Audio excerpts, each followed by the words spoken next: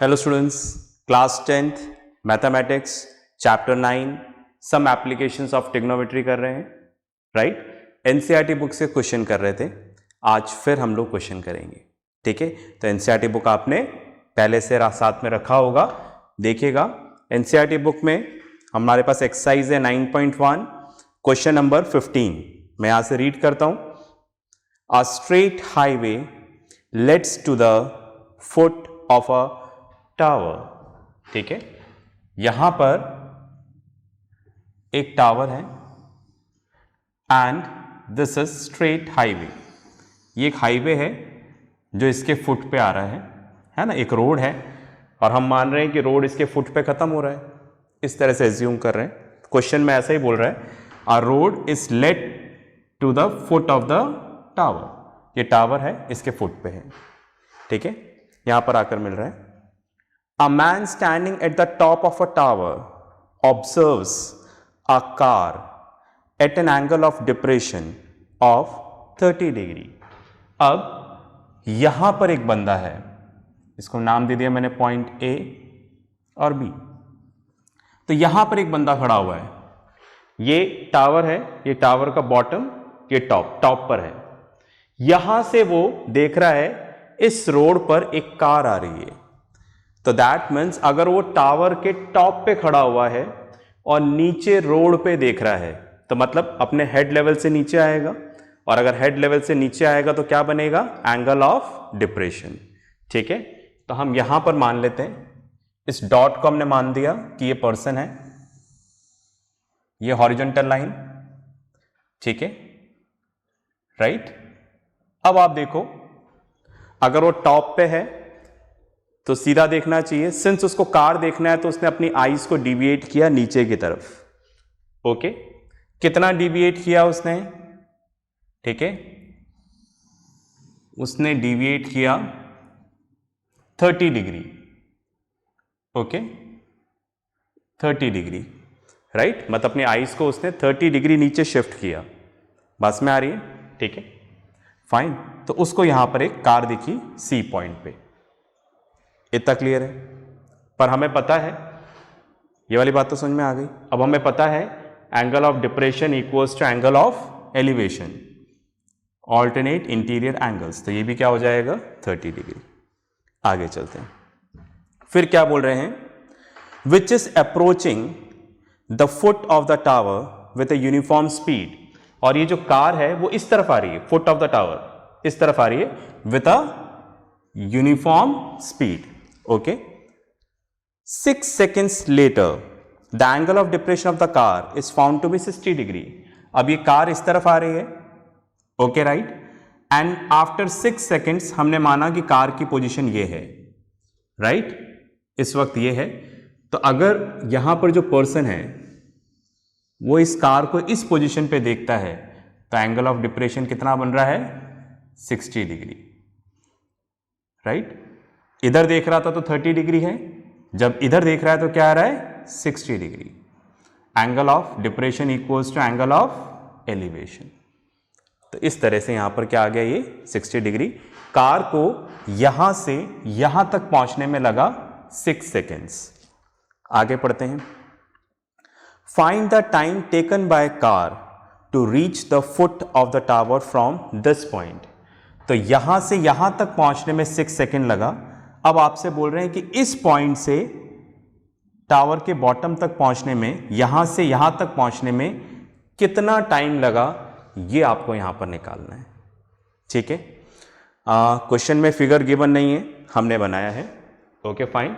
तो इस तरह से हमने यहां पर फिगर कंप्लीट कर लिया है और ये सब आपको लिखना भी है, ठीक है। Let the tower is A B, the top of the tower is A, right? The person is standing at this top and the angle of depression is this. The first position of the car is C. तो ये सारी चीज़ें आपको एक बार लिख देनी है, ठीक है, वो लिखना ज़रूरी है, ओके। चलिए आप एक्सप्लेन करेंगे अपने डायग्राम को। अब हमें यहाँ पर क्या पता लगाना है, हमें ये पता लगाना है कि अगर D पॉइंट से B पॉइंट तक कार पहुँचती है तो इसमें कितना टाइम लगेगा। चलिए, हमें पता नहीं है कि हाइट ऑफ द टावर क्या है। सपोज हमने मान लिया कि हाइट ऑफ द टावर क्या है, h है। ये भी आप गिवन में लिख लेंगे, ठीक है, राइट। चलिए अब यहां पर हम लोग यहां से लिखना शुरू कर देते हैं। In right triangle A B C, 90 degree है, बड़ा वाला ट्राइंगल ए बी सी, ये राइट ट्राइंगल ले रहे हैं। Angle C equals to 30 degree is an acute angle, right. और ये वाला एंगल हम चूज कर रहे हैं, मतलब कुछ पोजीशन इस तरह से, यहां पे छोटा सा डायग्राम बना रहा हूं मैं रेफरेंस के लिए, राइट। ए बी सी, ये 30 डिग्री, राइट। और ये जो ए बी है ये हमें कितना दे रखा है, h, ओके। और मैं यहां पर BC की वैल्यू निकालना चाह रहा हूं। भाई BC की वैल्यू क्यों निकालना चाह रहा हूं पता लगेगा, पर फिलहाल यहां पर हमें AB को हमने h माना है और BC निकालना है h की टर्म्स में, ओके। तो मैं इन दोनों को लेना चाह रहा हूं। जो एंगल चूज किया है उसके सामने वाला परपेंडिकुलर, 90 डिग्री के सामने वाला हाइपोटेन्यूज, और ये जो थर्ड साइड बची हुई है क्या है यहां पर, बेस, ओके। तो यहां पर आ जाएगा tan 30 degree equals to h upon B C, perpendicular upon base, okay. चलिए tan 30 डिग्री हुआ 1 upon √3 equals to h upon B C.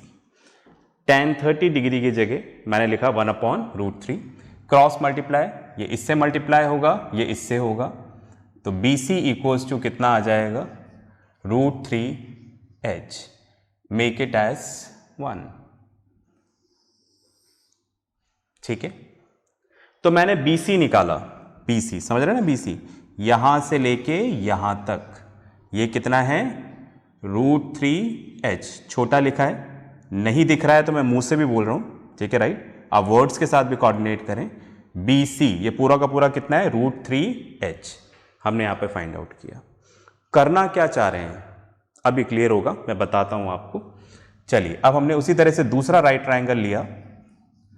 In right triangle A B D angle D equals to 60 degree is an acute angle. इस बार हम लोग ये वाला triangle ले रहे हैं।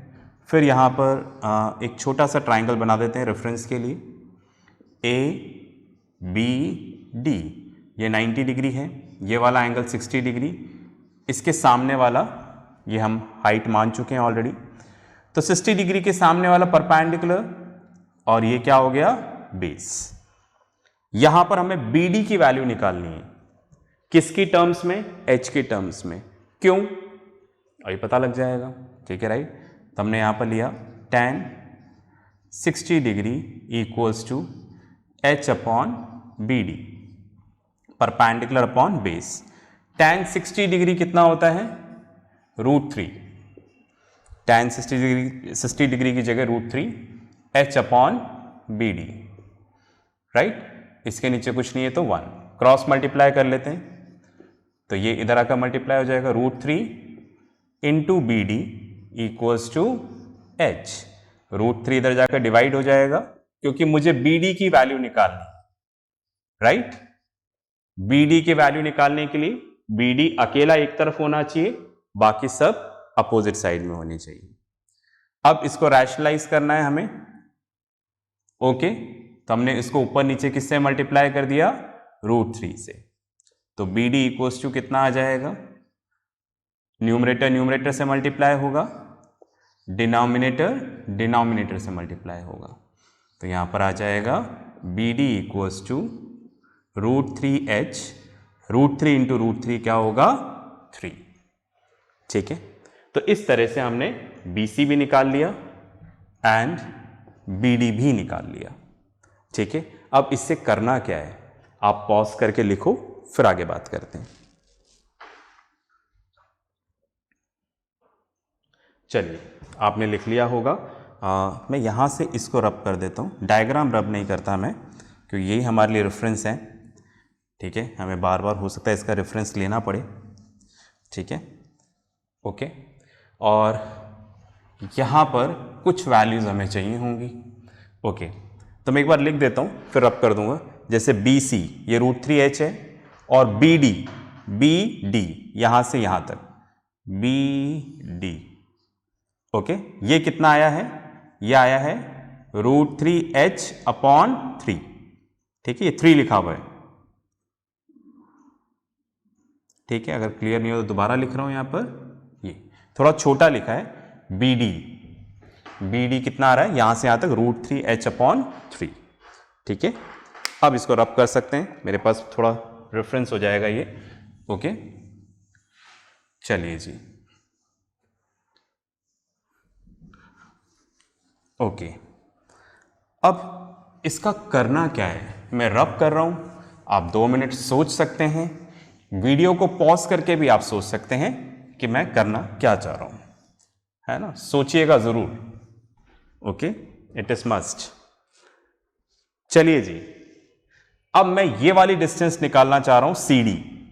ओके, राइट, तो मैंने यहां पर लिखा CD इक्वल्स टू क्या हो जाएगा? BC minus BD। अगर हम BC में से BD माइनस कर देंगे तो क्या बचेगा? CD। राइट, ये पूरी लेंथ है, इसमें से ये माइनस कर देंगे तो ये बचेगा। BC कितना है यहां पर? BC है √3h। और BD कितना है यहां पर? BD है √3h/3। इसके नीचे कुछ नहीं है तो 1। दोनों में से हमने यहां पर √3h कॉमन ले लिया। अगर इधर कॉमन ले लिया तो इधर क्या बचेगा? 1, और इधर क्या बचेगा? 1/3। दोनों में से √3h कॉमन ले लिया। कॉमन लेना नहीं आता है तो टीचर इंचार्ज से पूछें। एलसीएम लेते हैं, इसके नीचे कुछ नहीं है तो 1, तो 1 × 3। ठीक है, अब ये इससे मल्टीप्लाई होगा 3, ये इससे मल्टीप्लाई होगा 1। ओके, तो √3h × 2/3, 2/3। ठीक है, न्यूमरेटर से मल्टीप्लाई होगा, डिनोमिनेटर से, तो कितना आ जाएगा? 2 √3h/3। ये हमारे पास क्या आ गया? CD की वैल्यू आ गई 2 √3h/3। अब CD की वैल्यू निकाली क्यों है, बिल्कुल डिस्कस करते हैं, क्योंकि मुझे पूरी लेंथ चाहिए होगी बोर्ड पे, तो आप इसको पॉज करके पहले लिख लें। ओके, चलिए, आपने लिख लिया होगा, मैं इसको रब करता हूं और CD की वैल्यू यहां पर लिख लेते हैं पहले। ये जो CD है ना, ठीक है, क्योंकि रेफरेंस के लिए चाहिए होगा, बाकी तो लिखा हुआ है यहां पर 2 √3h/3। ये हमारा क्या आया? CD।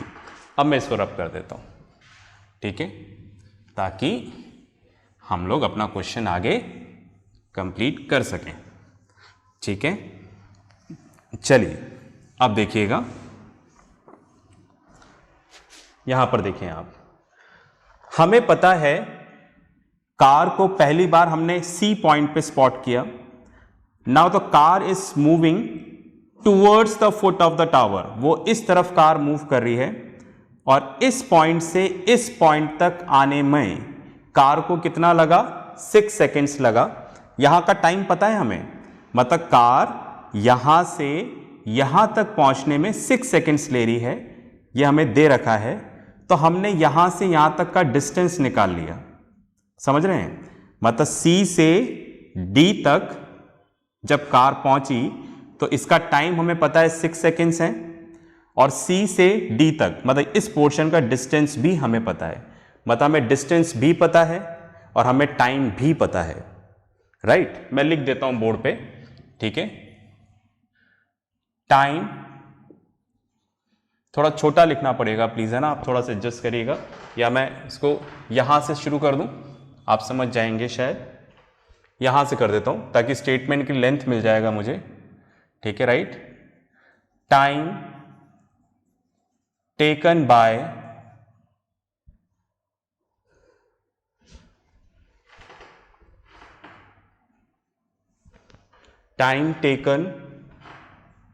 to cover distance of 2√3h/3 by car is equals to 6 seconds, right. जो कार है वो C से D तक आई और C से D तक आने में उसको कितना लगा? 6 सेकेंड्स लगा। बुक में पढ़ लेते हैं एक बार, देखो है ना, बुक में पढ़ो, देखो लिखा हुआ है ना, 3rd लाइन में 6 seconds later the angle of depression of the car is found to be 60 degree। ठीक है, तो एंगल ऑफ डिप्रेशन 60 डिग्री इस पॉइंट पे हुआ, तो यहां से यहां तक पहुंचने में कितना टाइम लगा? 6 सेकेंड्स। और यहां से यहां तक का डिस्टेंस क्या है? 2√3h/3। तो हमने यहां पर एक स्टेटमेंट क्रिएट कर लिया, time taken to cover distance of this by car equals to 6 seconds. मतलब हम यहां पर यूनिटरी मेथड अप्लाई कर रहे हैं, आप समझ गए होंगे। ठीक है, तो टाइम टेकन, अब इधर डायग्राम है, आप समझ जाना कि यहां पर इस तरह से है। ठीक है, 1 यूनिट है ना, यहां पर मीटर किलोमीटर कुछ दे नहीं रखा, तो मैं यूनिट बोल रहा हूं, जो भी यूनिट है। तो इतनी यूनिट्स कवर करने में 6 सेकेंड लगता है। तो 1 यूनिट कवर करने में कितना लगेगा? तो 1 यूनिट कवर करने में कितना लगेगा? 6। देखो किसी और वैल्यू का दे रखा है, 1 का निकालना है, तो ये इधर आकर क्या हो जाएगा? डिवाइड। तो ऐसे लिखने की जगह मैं ऐसे लिख रहा हूं, डिवाइडेड बाय 2√3h/3। स्पेस नहीं है तो इधर सेकेंड्स नहीं लिख रहा, आप लिख लीजिएगा। समझ गए मेरी बात? किसी और वैल्यू का निकालना है, किसी और वैल्यू का दे रखा है और 1 का निकालना है, तो ये इधर आकर डिवाइड हो जाएगा। ठीक है, राइट। डिवाइड के साइन को मल्टीप्लाई में चेंज करेंगे तो ये रेसिप्रोकल हो जाएगा, 3/2√3h, राइट। अब हमने बोला यहां पर time taken to cover distance of this one. ठीक है, √3h/3, राइट। भाई हमें बोला था किसी और वैल्यू का दे रखा है, 1 का निकालना है तो डिवाइड होगा। उसी तरह से अगर 1 का दे रखा है, किसी और वैल्यू का निकालना है तो मल्टीप्लाई होगा। यूनिटरी मेथड, क्लास 6 में पढ़ते हैं हम लोग। ठीक है, किसी और वैल्यू का दे रखा है, 1 का निकालना है तो डिवाइड होगा। 1 का दे रखा है, किसी और वैल्यू का निकालना है तो क्या होगा? मल्टीप्लाई। ठीक है, ऐसा हम जूनियर क्लासेस से करते हुए आ रहे हैं, कोई नई बात नहीं है इसमें। ठीक है, समझ पाए क्या आप? तो मैंने क्या बोला, किसी और वैल्यू का दे रखा है, 1 का निकालना है तो डिवाइड होगा। 1 का दे रखा है, किसी और वैल्यू का निकालना है तो मल्टीप्लाई, राइट। अब हमने ये डिस्टेंस लिया ही क्यों लिया? देखो, क्योंकि क्वेश्चन में हमसे पूछा है, अब कार यहां तक तो पहुंच चुकी है, यहां से यहां तक पहुंचने में उसको कितना लगा? 6 सेकेंड्स। ठीक है, 6 सेकेंड्स में कार यहां से यहां तक पहुंच गई। क्वेश्चन में पूछ रहे हैं यहां से यहां तक पहुंचने में कितना टाइम लगेगा, राइट। फाइन, तो वही हमें निकालना था कि यहां से यहां तक पहुंचने में कितना टाइम लगेगा, तो इसलिए हमने ये वाला डिस्टेंस लिया, √3h/3। ठीक है, तो इस डिस्टेंस को कवर करने में कितना टाइम लगेगा? ओके, √3h से √3h कैंसिल, 3 से 3 कैंसिल, तो कितना आ जाएगा? 6/2 सेकेंड्स, दैट इज 3 सेकेंड्स। ठीक है, राइट। तो दैट मीन्स यहां से यहां तक पहुंचने में कार को कितना लगेगा? 3 सेकेंड्स लगेगा, राइट। पॉज करके लिखें, फिर आगे बात करते हैं। चलिए, आपने लिख लिया होगा, तो आज की क्लास में हम यही क्वेश्चन डिस्कस करेंगे। जो वर्कशीट आएगी उसको जरूर प्रैक्टिस करिएगा। नेक्स्ट क्लास में भी हम सेम चैप्टर कंटिन्यू करेंगे और नेक्स्ट क्वेश्चन डिस्कस करेंगे। तब तक के लिए प्रैक्टिस करते रहें, पढ़ते रहें और अपना ध्यान रखें। बाय।